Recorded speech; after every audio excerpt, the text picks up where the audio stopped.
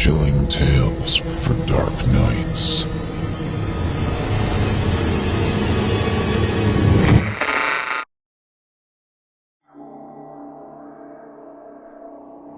Big Man. Written by Charlie Davenport. Performed by Brendan McNair. Featuring Michelle Ragsdale, Nate Hawkins, Benjamin Listman, John Evans, Jason Hill, and Otis Gyrie.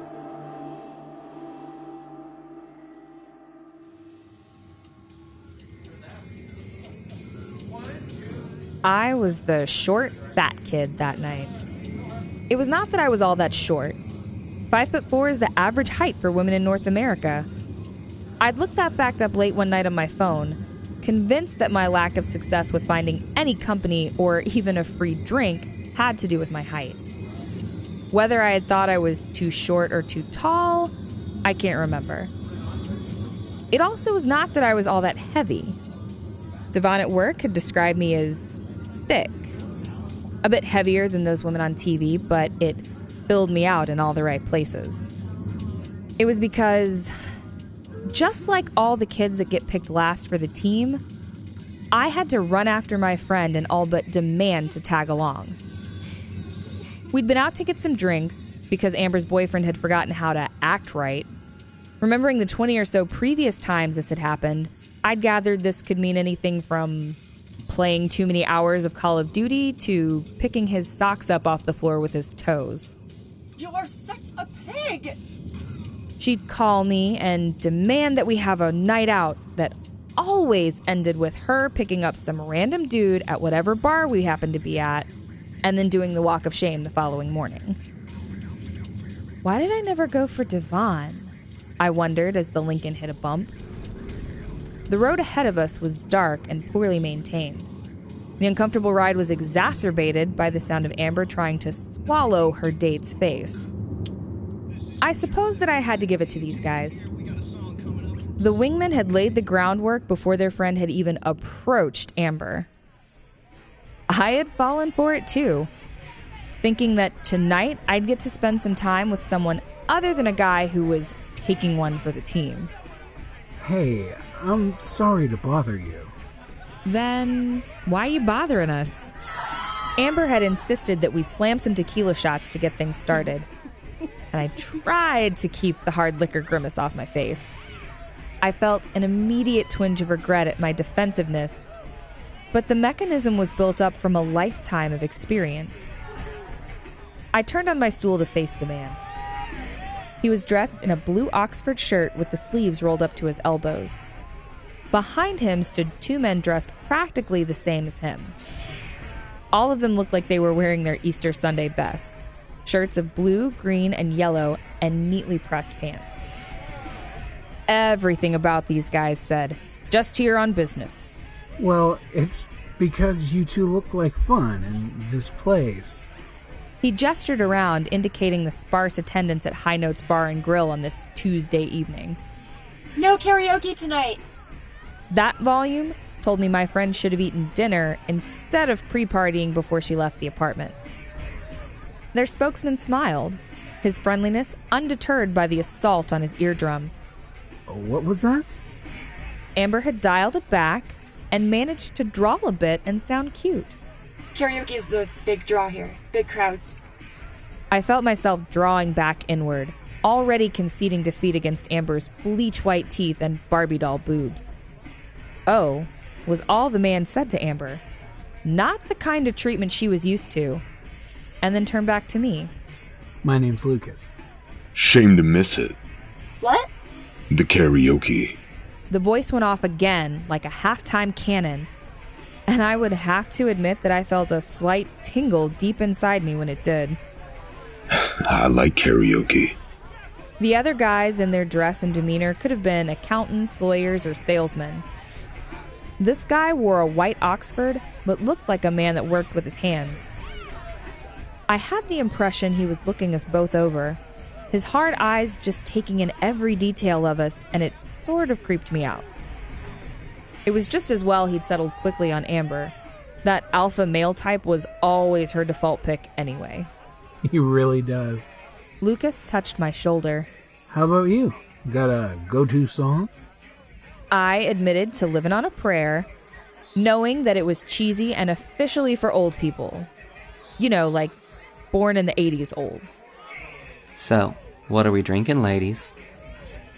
The man in the green shirt looked first at Amber and then me with the same liquid, lustful eyes. This man was up for it, whatever it might be.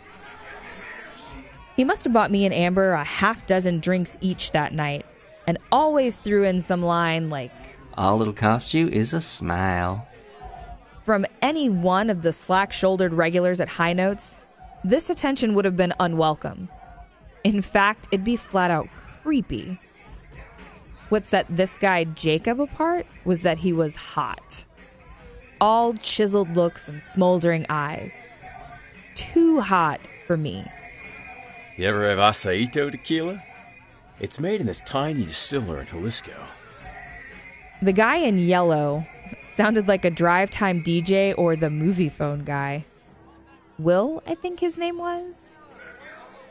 When I stared back at him blankly, he informed me that Jalisco was in Mexico. I don't know if I seemed more country mouse than Amber, but his attention was almost always on me, and he was trying real hard to come off as, too cool for the room. Then there was Lucas. Something about him made me feel comfortable. He never once looked at Amber, or seemed the least bit interested in her, but I caught her looking over at us. He's perfect. Then she went back to pressing herself as tight as she could to the big man. Through the shots that were bought and the bawdy stories that were told, I watched as a gap between them slowly vanished, and I don't think I heard a single word exchanged between the two of them. Just like Lucas hadn't taken any notice of Amber, the big man had never again looked my way. At some point, all the beer and tequila took its toll, and I excused myself to the ladies' room. When I came out, the big man and Amber were heading to the door. Trailing behind them was the entire entourage following their leader out the door. Even Lucas. His face was blank, and he didn't say a word to me. Not even a token request for my number so he could get in touch with me the next time he was in town. Hey! I was being left behind. I fought off the sting and followed them out. They were piling into the old Lincoln out in the parking lot, and I was very aware of the humidity on my skin. I think I'll get a cab or something. I didn't think anyone would actually care, but there was the sound of suction being broken, and then... No! We came together, we go together, girl. Get in here. I wondered, not for the first time, if this was part of it for Amber. She'd been picked again over me. And so however bad things were, her life was not as bad as her dumpy friends. Was my misery part of this victory? Part of the trophy? Oh, come on, the night is young, but it won't be any fun without you. Lucas called from the back and smiled warmly at me. I wondered if I'd misread the whole situation. Had they just assumed I'd be coming along? Trying to muster up some form of dignity, I took my place in the back. The old beast rumbled to life, and we drove for a while down Main Street. But then the car turned left off of Elm, and we were moving along some back street I didn't recognize. The childhood warnings from my dad about getting into cars with strangers came back to me. Lucas must have seen the worry on my face because he told me they just wanted to stop by their hotel and change out of their business clothes before heading out again. Where are you boys staying? Tyler? That's like 2 towns over. We had our meetings over there, but the client wants to meet up for some hunting out this way, real early. Hunting? You guys don't seem the type. I'd noticed that Lucas had an accent different from the others. Almost familiar. The rest all had that muddled, almost Midwestern, almost Californian, anywhere America accent. City boys, you mean? Well, these guys have never been out hunting, but my dad took me duck hunting every chance he could. I think that's why they brought me along, to be honest. At least one of us has to look like he knows what he's doing. Do you enjoy it? I asked, very aware of the warmth of his hand that was now just ever so slightly near my knee. Oh, sure. I still go now and again. I live for a sunrise over the water. Makes me feel closer to my dad now that he's gone. Do you maybe want to get dinner with me? After you're done tomorrow? Both Amber and the big boy uttered quick sounds of amusement around each other's lips. I blushed and wanted nothing more than to open my door and tuck and roll my way out of there. Quiet, you two. Mind your business. Yes, I would like that very much. The Lincoln had passed Tyler's city limits and pulled into the Cottage Suites. It'd been a rambling old wreck of a place back when Amber and I had been kids, but it was being modernized. The place was still having the finishing touches put on it, and the new sign wasn't quite finished yet. It was going to be the Cottage Suites by Marriott or Hilton Hotels or one of those when it was done. I was mulling this over and about to mention it to Lucas, more or less just to have something to say until we got inside, when I heard the rear passenger door burst open. Amber was laughing hysterically from her position on the big man's shoulder. How he'd gotten out of the Lincoln and managed to sling her up there so quickly, I had no idea. And apparently, neither did Amber. What are you doing? The big man gave no response, but took off at top speed toward the hotel's front door. Amber, no longer laughing, screamed my name. Kayla! In that moment, my best friend since age 6 sounded very sober and more than a little afraid. I had always been fast, and not fast for a big girl fast. If I'd been less self-conscious about wearing athletic shorts in public, I could have been a track star in high school. I often wondered where life might have gone then, but not as I was closing the gap between me and them. The big man looked over his shoulder in my direction and put on a burst of speed that I would have never expected from a guy even half his size. He blew through the front doors past the desk clerk, whose eyes never left the magazine open in front of him. The big man punched the elevator button with his free hand and then turned and looked right at me.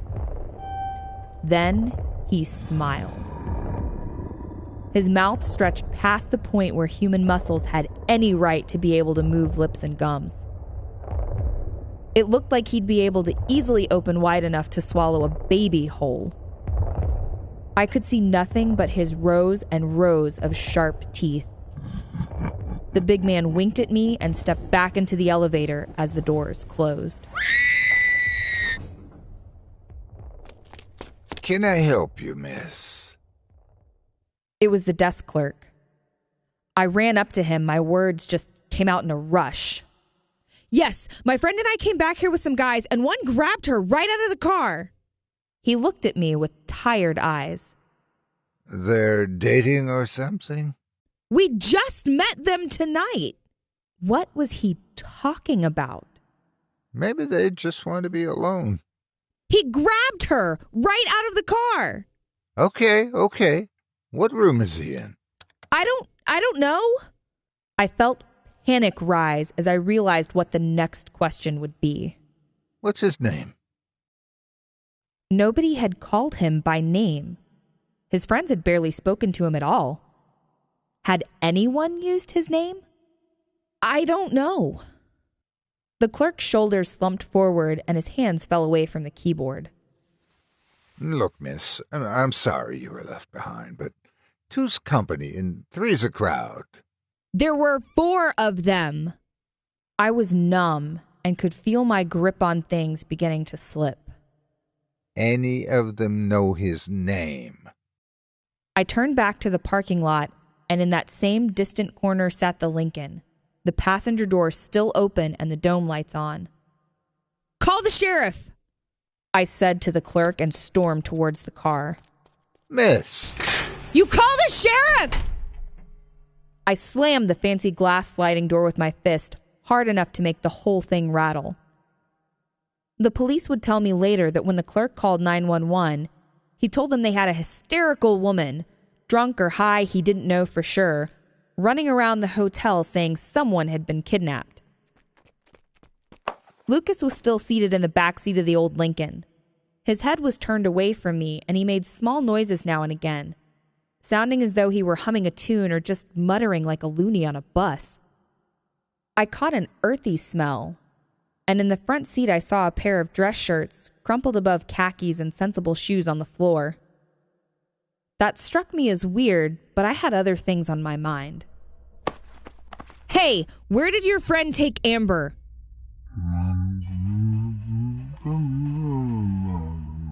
He responded, but he did not turn when he did, and the sound was slack.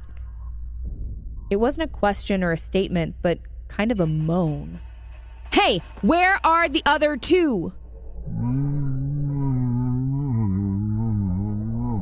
I leaned into the back seat and thrust my fingers into Lucas's side. There was a sharp pop, and for a crazy second, I was convinced that I'd managed to break one of his ribs. That thought was quickly washed away as Lucas spoke. Yes. I jumped back a bit. Where did he take Amber? I asked again. Yes. Are you high? I poked him again. His entire body began to writhe under his clothing in time with that horrendous noise. I would like that very much. Lucas didn't sound like he had earlier in the evening. In fact, did not sound like anyone I'd ever heard speak before, except perhaps my Meemaw when the emphysema had really done a number on her lungs. He turned towards me, leaving a smear of sludge against the back of the driver's seat, his jerky motions having driven his temple against it. Sunrise. His body continued to wigwag under his pastel blue shirt. I saw his left eye fall back into his socket, and a bloom of some whitish and bristly moss spread around the wound. The thrush spread rapidly outwards, filling in black lesions that ripped open across his face and neck. He leaned forward, and a grayish-white mist seeped out from his sleeves and collar. Soon, all of his exposed flesh hissed and popped with it. That swampy smell of rot filled the car and drove me back out into the late evening gloom.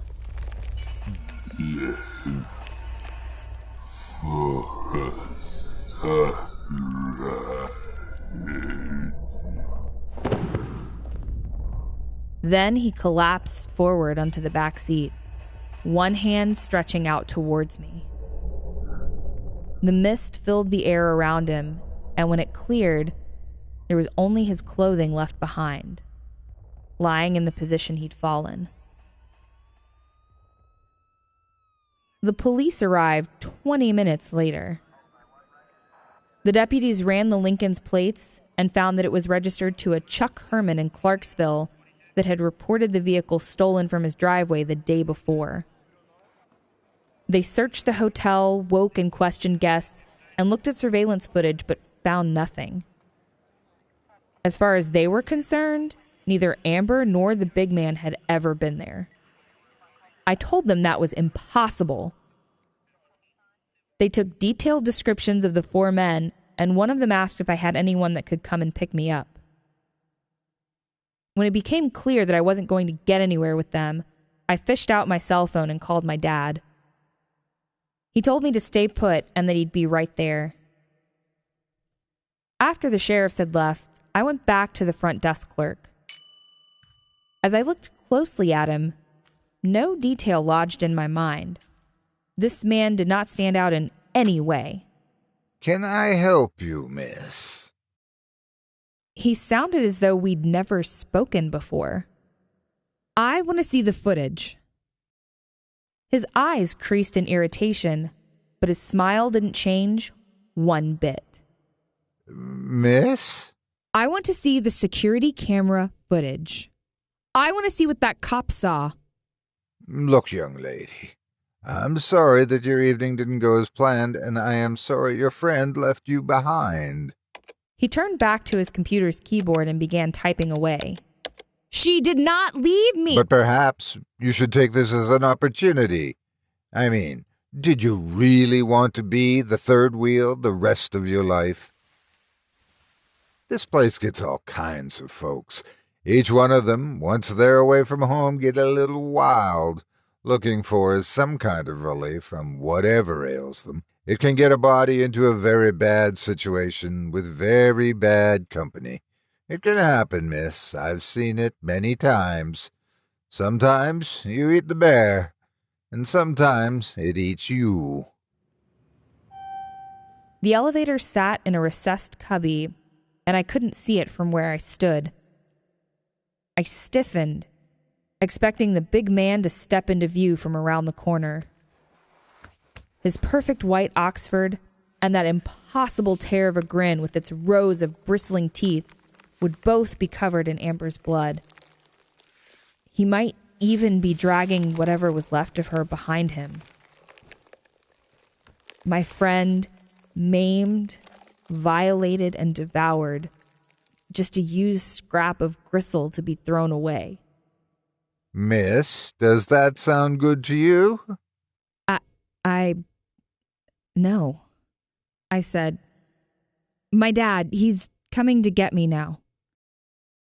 I was still staring at the space where the boogeyman was supposed to appear. I said that feeling that I needed some protection. I realized that I hadn't heard that bell go off again, hadn't heard the doors slide shut. If anything had come down in the car, it was still lurking in that alcove. Ah, speak of the devil. What? I think this is the young lady you're looking for, sir. The clerk gestured behind me, and I saw my father with his sun-cured face and denim work shirt coming towards the glass doors. Oh, God. Enjoy the rest of your day, miss. I hope we see you again soon.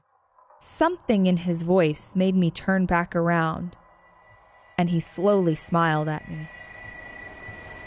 I wanted to scream, even before the second row of teeth popped out from under his lips, which drew taut around the bones of his face like a bowstring. I turned and sprinted out into the parking lot, grateful like never before to see my father.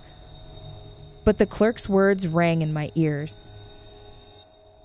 Sometimes you eat the bear, and sometimes it eats you.